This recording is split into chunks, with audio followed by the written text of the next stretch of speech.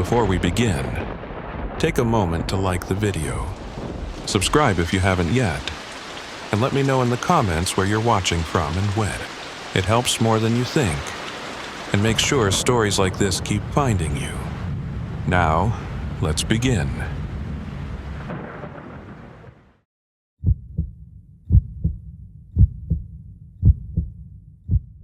My name is Dr. Nathan Rourke. I am 38 years old, and I have worked in emergency medicine for over a decade. You don't stay in this job that long unless you're a little broken or a little numb. In my case, it's both.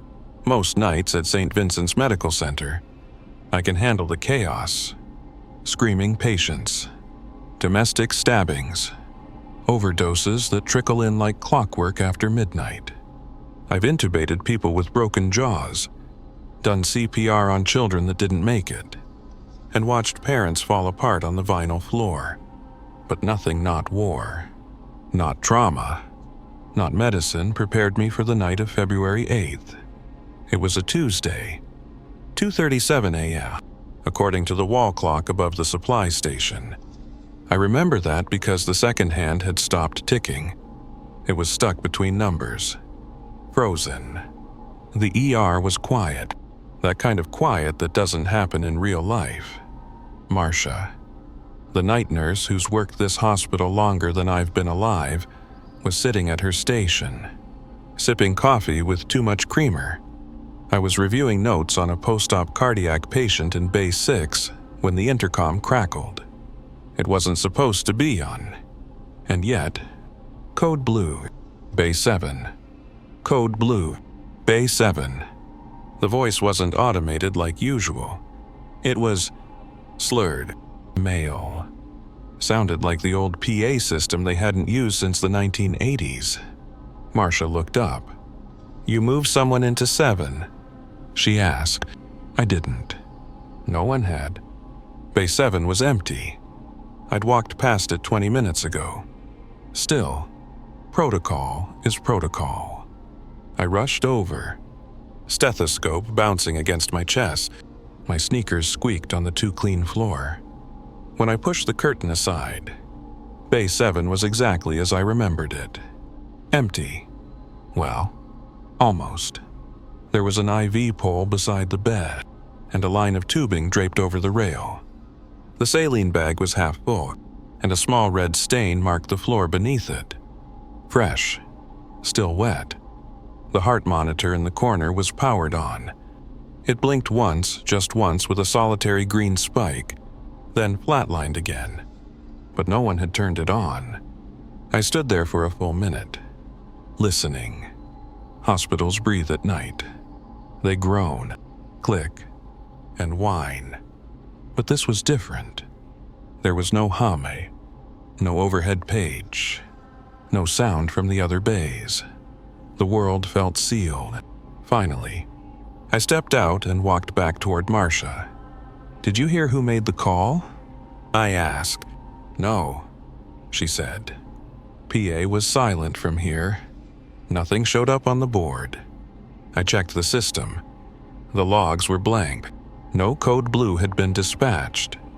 No one had accessed the nurse call button. I filed it under exhaustion and walked away. But something kept pulling me back toward Bay 7 that night. At 4:04 a.m., just as I was about to grab a snack from the vending machine, I heard the monitor again. One high-pitched beep, then nothing. And this time, when I passed Bay 7, I swear, I saw someone sitting upright on the bed. But when I turned and yanked the curtain, the room was empty. Just the blood stain. Slightly bigger now. I did not sleep the next day. Not because of a packed shift, or even because of what I saw or didn't see in Bay 7. It was the monitor sound. That single, piercing beep. I kept hearing it in my head, echoing. Not like a memory. More like it was still happening. When I came in for my next shift on Wednesday night, Marcia was already there, flipping through her crossword. "You know that monitor in Bay 7?" I asked her. She looked up. her eyebrows raising just slightly. "You're still thinking about that ghost beep?" "No. Seriously." The screen powered on. "I swear I saw someone sitting in the bed just for a second."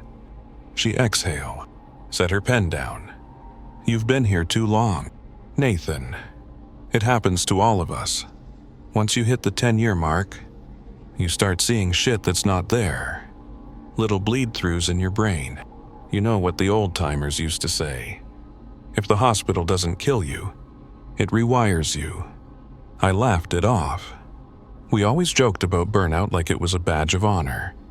But that night, I requested Bay 7 to stay empty. I told intake that we were having maintenance issues with the monitor just to keep it unoccupied. And things were quiet. For a few hours, until 3:39 a.m., the EMS rolled in a John Doe, male, estimated late 30s, found unconscious outside a train station downtown. Breathing was shallow, eyes open, but unresponsive. The EMT said he had no pulse when they found him. But by the time they reached us, vitals had stabilized. No ID, no phone. Just the hospital gown he was already wearing when they picked him up. I froze. Hospital gown. No hospital in the county uses that shade of green. It was deep olive, with white string ties and an old embroidered logo over the heart. Faded lettering I could barely read. St. Vincent's Medical Isolation Unit. There is no isolation unit at St. Vincent's, at least not anymore. We brought him into Bay 5. I did a rapid neuro exam. His pupils were dilated and sluggish. No visible trauma. No track marks, but when I pressed his sternum, he moved, just slightly. A spasm at first, then his head turned, eyes wide open, fixed straight on me. Then he said, "You left me there. Dr. Rourke." I stumbled back. "What did you say?" But his eyes were glassy again, lips slack, like he had never spoken. Marcia came over. "You all right?" she asked. "Did you hear that?" "Hear what?" He said my name. She frowned. "He hasn't made a sound since he got here." I looked over again. His lips were shut, completely shut. We monitored him for the rest of the shift, but by 5:37 a.m., his pulse was gone. He coded, flatline, no response to defib. We called it at 5:52. I was the one who signed the chart. Time of death, cause unknown, no next of kin. But something kept nagging me. Something about his face. I leaned in closer, just before they wheeled him to the morgue. Under his eyelids, barely visible through thin skin, I saw movement, like something was watching me from behind his eyes. That afternoon, after my shift ended, I went home and searched our database for any reference to the isolation unit. Nothing. No records. No department. Not even in the oldest blueprints. Except one archived photo on a legacy server, black and white, titled Isolation Ward, East Wing, 1984. And in the background, blurry but clear enough, a man in scrubs, holding a chart, same face as the John Doe, same exact face. I spent the entire next day staring at that photo. Print date, October 3rd, 1984. The man in green stood in the background, clipboard in hand, staring at the camera like he knew it would find me one day. The file had no metadata, no name, no attached notes, just the location, East Wing, Isolation Ward. Except there's no East Wing on our floor plans. Not anymore. That night at work, I pulled Marcia aside. Does St. Vincent's have a basement? I asked. She gave me a long look. Where'd you hear that? Online. I lied. Saw an old photo with an East Wing label. No access point on our maps. Marcia didn't answer right away. She reached for her lanyard, took it off slowly. You ever wonder why we don't have room 13? Superstition. I offered. She shook her head. Room 13 was the stairwell. What stairwell? The one they sealed in 1985, after the incident. You won't find it in the staff training guide. They scrubbed everything. Legal made sure of it. But the East Wing existed. I worked there just once. I leaned in. Tell me what happened. Her eyes flicked around the nurse station like she was checking for ghosts. It was supposed to be a temporary ward. During the outbreak, some kind of neurological virus. We called it static sickness. Patients would go catatonic, but their EEGs stayed active, like they were still dreaming. One man stayed in that state for 42 days. And then, she swallowed hard. He walked out. No shoes, no pulse, just walked out. Right into traffic. I didn't know what to say. But deep in my chest, something clicked. A feeling. Like I already knew this story. You said you worked there once. I said. Why only once? Marcia hesitated. Then answered, almost in a whisper. Because the next night, all the patients were gone. Every single bed, empty. No code, no transfer. Just gone. And the nurse on duty, Dr. Henry Rourke, was never seen again. My heart stopped. Henry Rourke, my grandfather. I barely remember driving home that morning. It felt like I was underwater. My hands were trembling.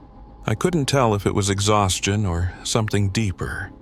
At home, I pulled out a dusty cardboard box from the closet, one of the few things left after my grandfather's disappearance. Inside were old journals, most of them mundane. Notes on patients, grocery lists, obituaries he cut out from the paper. But one page stood out. A sketch of the East Wing floor plan. Hand-drawn. Annotated in tight, panicked handwriting. They don't stay dead. They don't leave. The power keeps running. At the bottom, written in red pen, Room 0, do not enter. That night, I went back to the hospital early. Alone. No badge. No lab coat. Just my flashlight and a copy of the hand-drawn map. I found the door behind the janitor's closet near imaging. Bolted. Rusted. Hidden behind a false panel with an old, yellowed sign. Electrical. Authorized personnel only. I pried it open with a crowbar and descended the stairwell. Dust rained down with every step. The deeper I went, the colder the air grew, and then I saw it. A corridor. Long.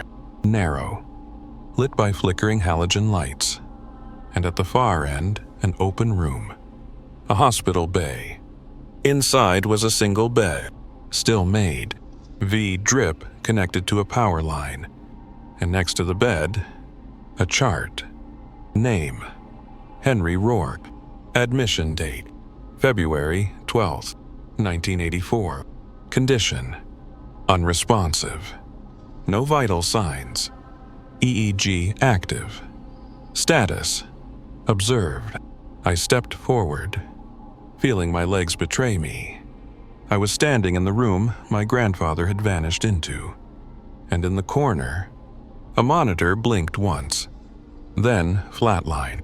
I did not tell anyone what I found, not the security desk, not Marcia, not even risk management, where every doctor is trained to dump hospital liability the moment you see exposed wiring or an unauthorized patient room. Because this wasn't about safety protocol. This was about something no hospital manual could explain. I had stood in a room with my grandfather's name on the chart nearly 40 years after his disappearance. A room that shouldn't exist, connected to a power grid no one admitted still ran, and I had walked away from it.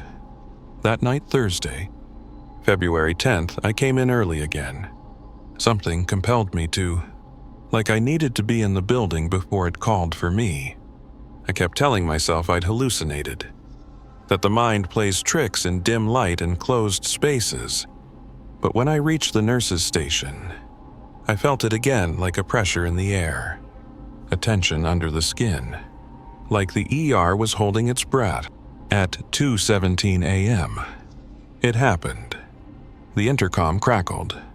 No chime, just static. Then, code blue, Bay 14. Every hair on my arm stood up. Because Bay 14 had been sealed for over a year. The glass had spiderweb cracks from an equipment cart collision. We hadn't used it since the night a psych patient tried to swallow a tongue depressor and coded twice in one shift. But the PA didn't care. It called again. Code blue. Bay 14. Immediate response. I looked to Marcia. She looked back, paler than I'd ever seen her. "You heard that too?" I asked. She nodded. Then whispered, "No one's used Bay 14 since Alicia." "Alicia? Who?" "The float nurse. The night your John Doe came in. She was the last one assigned to that bed. Called in sick the next day. Never came back. Her file's gone." I grabbed a defib card and rolled it toward Bay 14. I told myself it was procedure.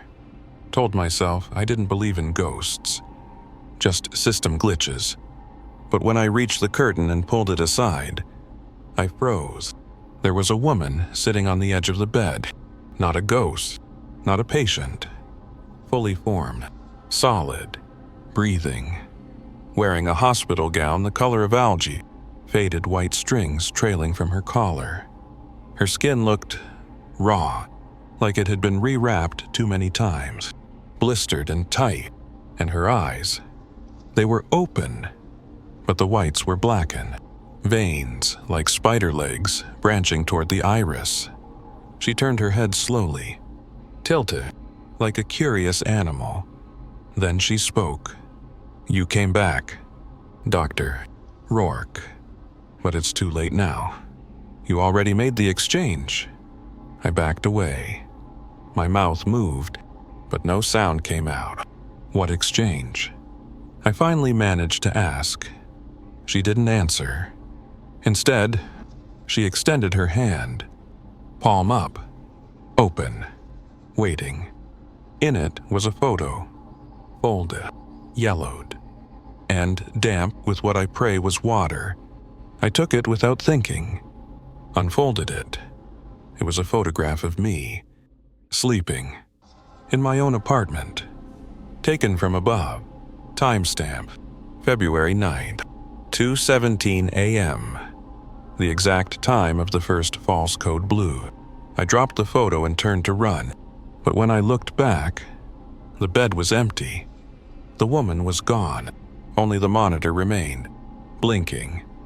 2 pulses, 2 waveforms, overlaid. I spent the rest of the shift pretending I was fine.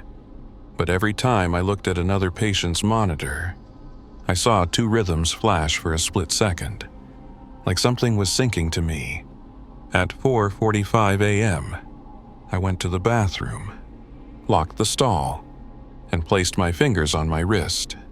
I counted, and then I did it again, because for the first time in my life, I felt 2 heartbeats inside my own body. I left my shift without saying goodbye, did not stop for coffee, did not text anyone. When I got home, I stood in the doorway of my apartment for 15 full minutes, staring at my bed, at the exact place where the photo had captured me sleeping, unaware. I tore the sheets off, checked the windows, pulled out the smoke detector and opened it. Nothing. No camera. No transmitter. But it did not matter. Someone, or something, had been in my apartment. That morning, I called in sick, first time in years. I told myself I needed rest, but instead I found myself in the hospital archives. I had clearance. ER attending privileges gave me access to old patient files, not digital. but the ones in the basement, under lock and key, where the forgotten records gather dust. I wasn't looking for anything specific, just the name Henry Rourke, my grandfather. I found it, but not in a patient chart. It was in an OR logbook. The entry was dated March 2nd, 1984. Procedure: experimental neurological revivification. Surgeon: Dr. Grant Kessler. Assistant: Dr. Henry Rourke. Patient ID: redacted. Procedure code: Project Lazarus, Phase 2. My breath caught. Lazarus, the biblical figure raised from the dead. I flipped to the next page. A handwritten note, scrawled in the margin. Subject displayed involuntary cognition, 11 minutes post-code. Auditory hallucination reported by staff. EEG still active after death.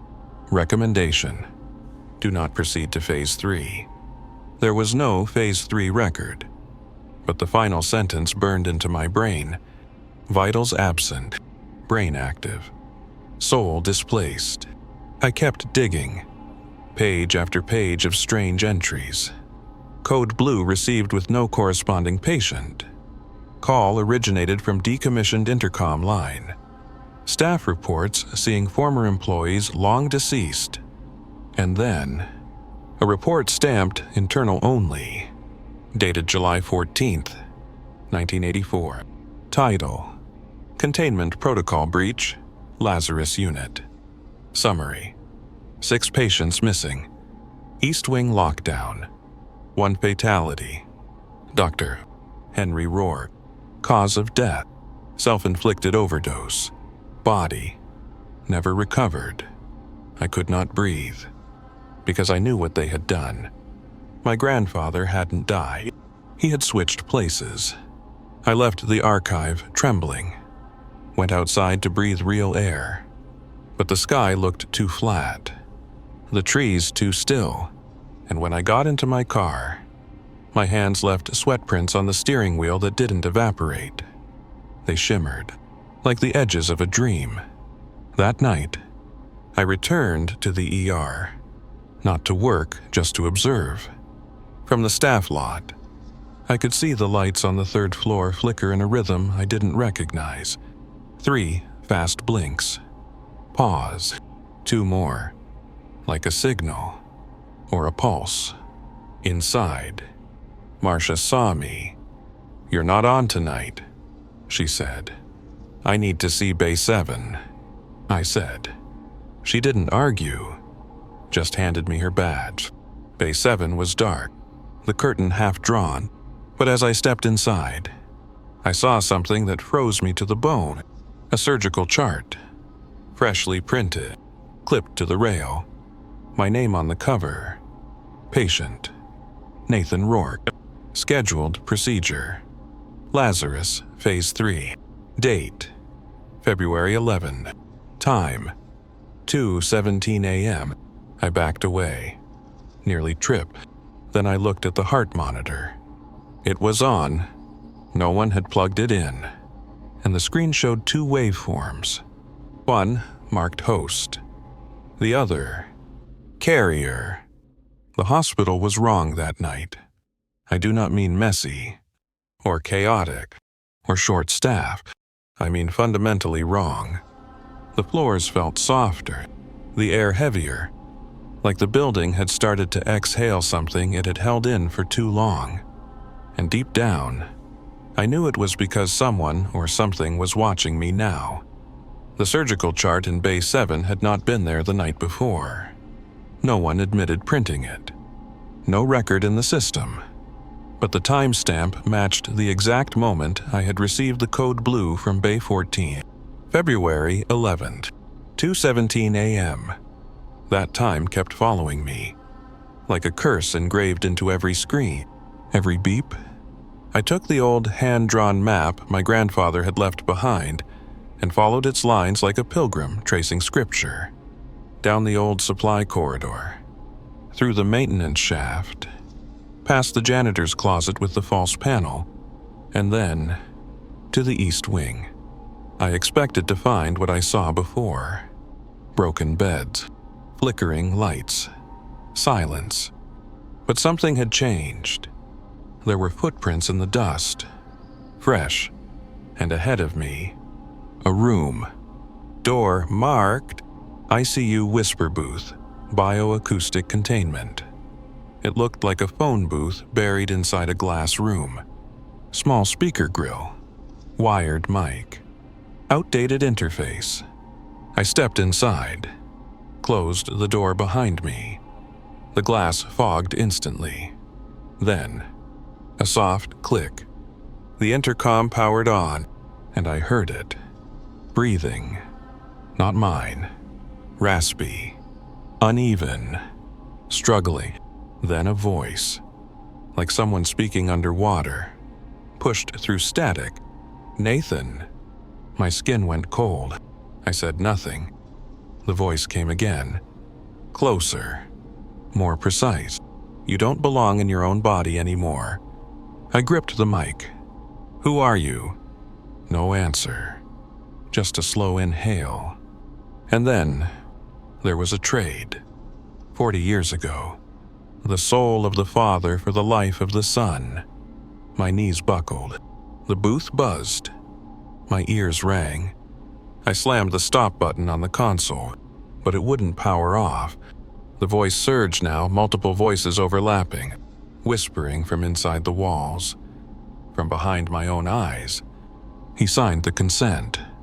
He made the promise. You were never meant to be alone in there. I kicked the door, slammed it open. The hallway was dark. The lights had gone out, and in the glass of the booth, just for a moment, I saw a reflection. My face, and his, standing behind me, wearing green scrubs, smiling. I ran. Didn't stop until I reached the elevator. Slapped the button again and again until it opened. Inside, I turned to face the closing doors and saw a shape in the hallway. Not moving, just standing, waiting, back at my apartment. I ripped off my scrubs, turned on every light. But even under the fluorescent glow, I still felt his breath on the back of my neck. That night, I didn't sleep. Instead, I checked my own hospital chart in the system. It was there, newly updated, under active conditions. One entry: biovital linkage, phase 3 observational. Attending physician, Dr. Henry Rourke. Status: in progress. I was not alone in my own body.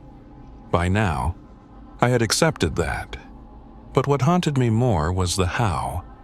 How could a government-funded hospital in a quiet Oregon town hide a decades-old soul swap experiment? How had my grandfather disappeared into the walls, only to emerge through me? I needed answers. Not theories. Not whispers. Data. So I broke the law. I used my clearance to access a classified node buried beneath the hospital's internal research server, one that wasn't even visible unless you tunneled through an old intranet bridge labeled Dunix 1983 Backup. The password prompt blinked. 4 characters. I typed it instinctively.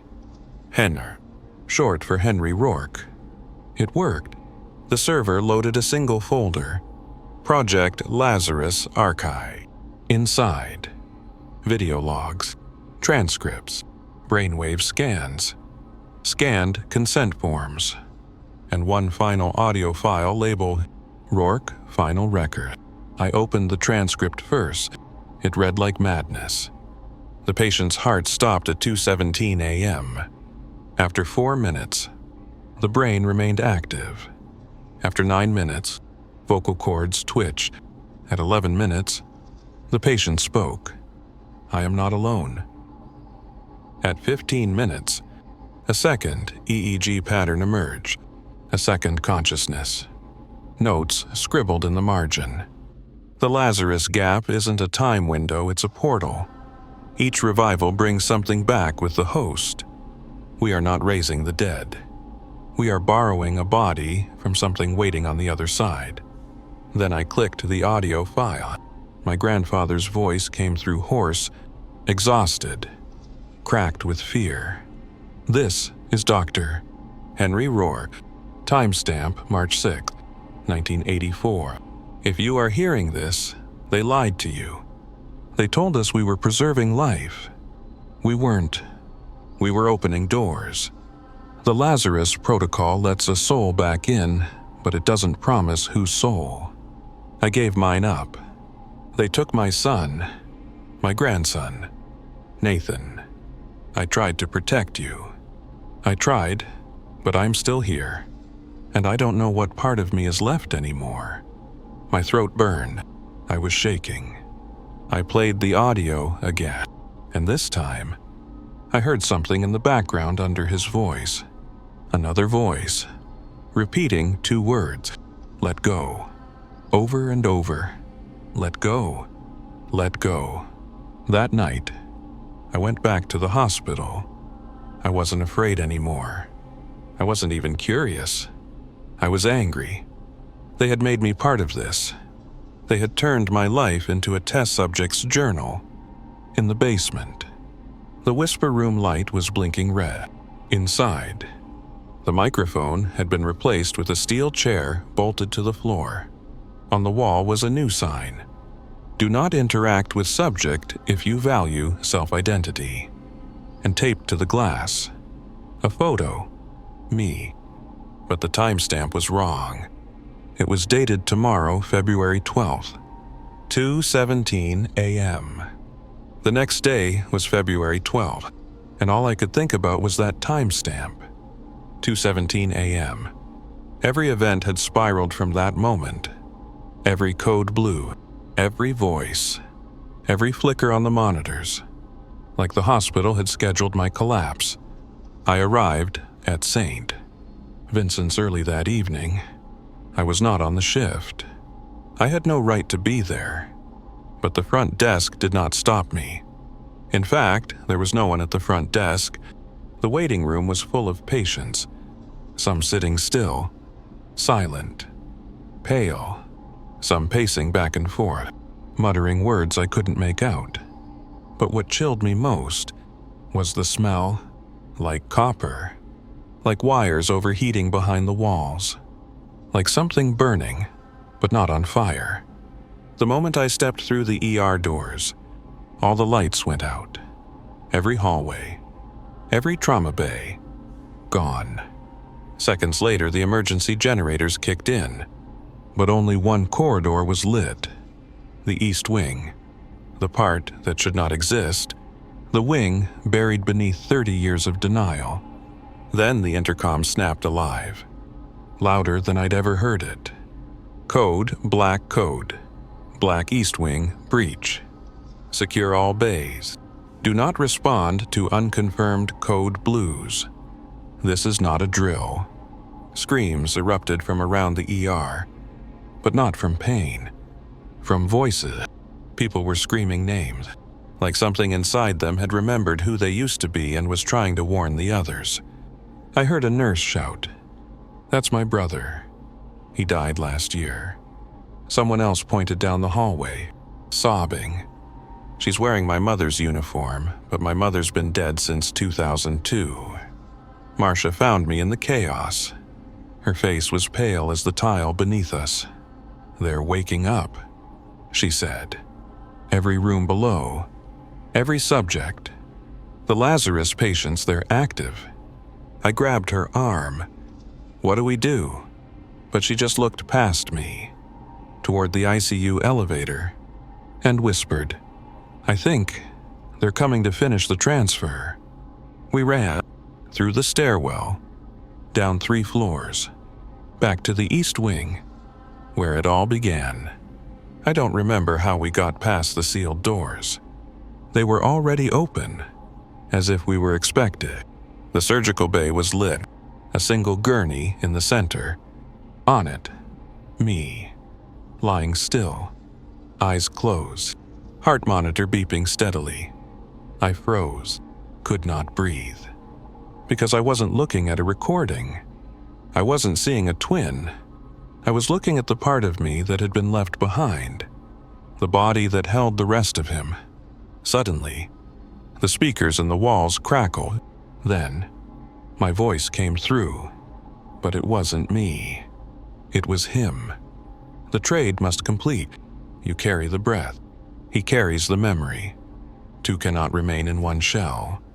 Marcia stepped back, tears in her eyes. "I'm sorry," she whispered.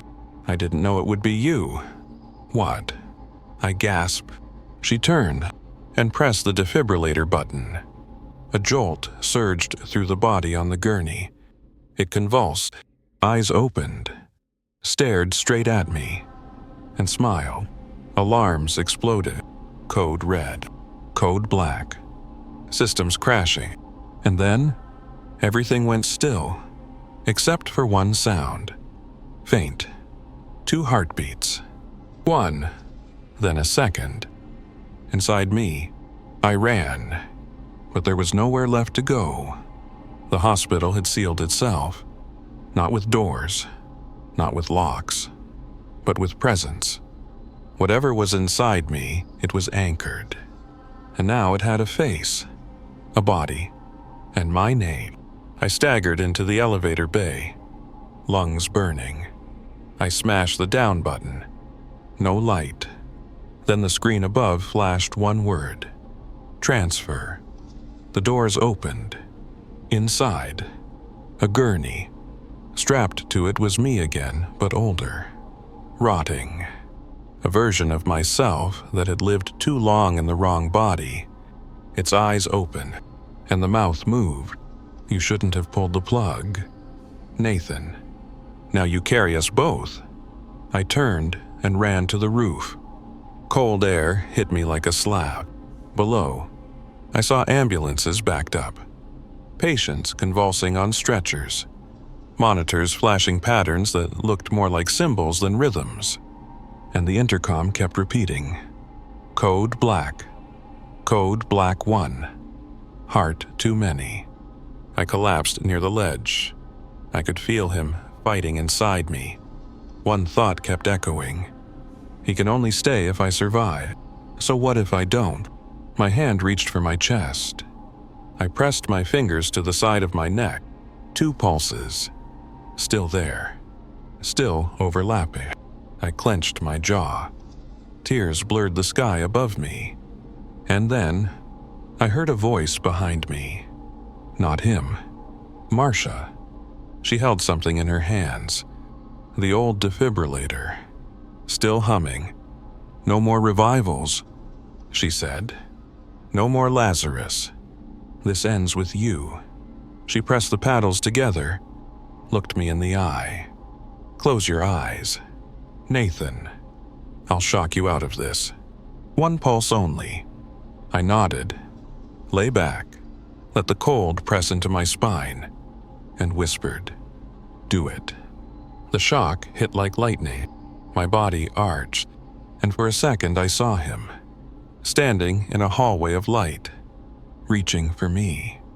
But before he could pull me in, I let go. I woke up a week later. ICU. Alive. Marcia was beside me. "You coded. Twice," she said. Flatlined for 7 minutes. But then, just one rhythm. You came back alone. I didn't speak. Didn't need to. Because inside my chest, there was only 1 heartbeat. But sometimes, when I walk the halls alone at night, I still hear it. A second pulse. Soft, behind the walls, waiting.